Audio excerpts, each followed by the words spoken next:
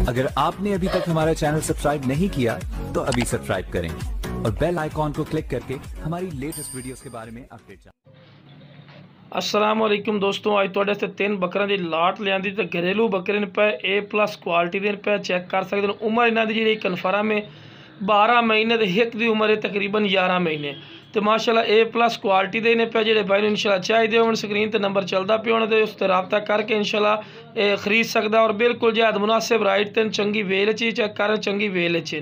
ते मूँह बिल्कुल खीरे पठोरन पर चेक कर रहे हैं। उम्र इन्हां दी 12 महीने ते 15 महीने का पठोरा दुंदा आंदा 2021 की कुर्बानी वास्ते A+ क्वालिटी दे डबल हड्डी दे विच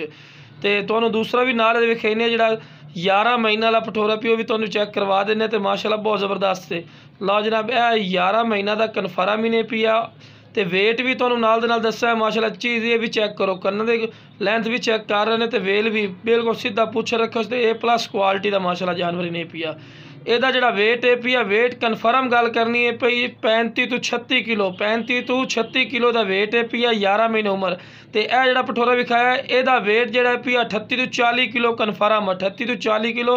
तो 35 ਤੋਂ 36 किलो माशाल्लाह चंगी झालर नकौड़े च माशाल्लाह। तो इस तो बाद तुहानूं होर भी बकरे विखाई सा एक तुहानूं ये बकरे विखा रहे कि माशाल्लाह सेहतमंद तो एक्टिव माशाल्लाह बकरे ने पर चेक कर सकते हैं तो खूबसूरती भी माशाल्लाह चेक कर रहे हैं। तुहानूं टुरा के विखाने का मकसद होंदा कि तुहानूं अच्छी तरह पता लगे। तो हुण जनाब हुण इस तो बाद तुहानूं तीसरे नंबर वाला बकरा विखाने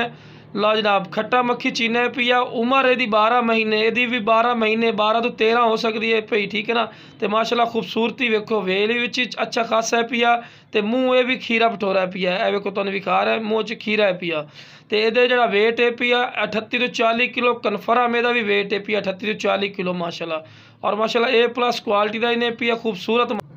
बाद लोग तो गलत डील कर देते हैं पे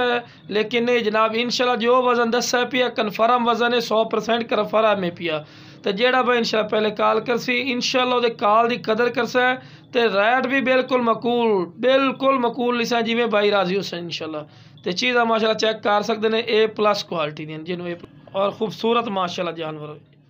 एक्टिव।